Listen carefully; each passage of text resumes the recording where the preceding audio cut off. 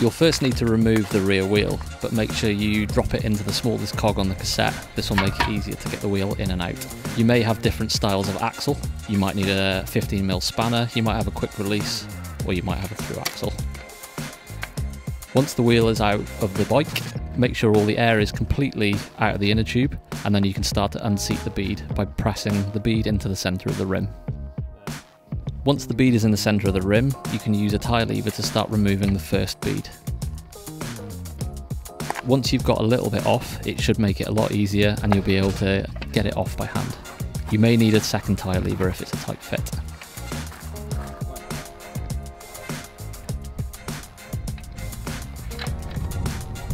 Now you need to fit the inner tube.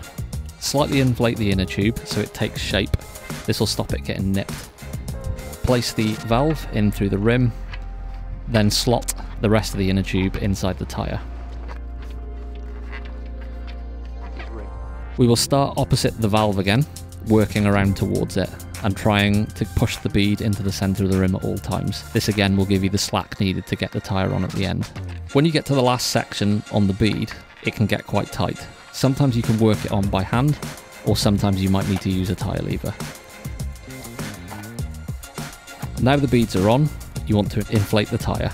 As the tyre is inflating, you might hear a few pops and cracks. This is the bead sitting in position, and this happens whether you're running inner tubes or you're running a tubeless setup. If you're happy with the seating position of the tyre on the rim, it's time to remount the wheel in the bike.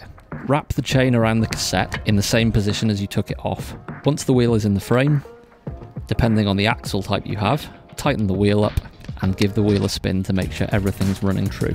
Once you've done that, you're ready to ride.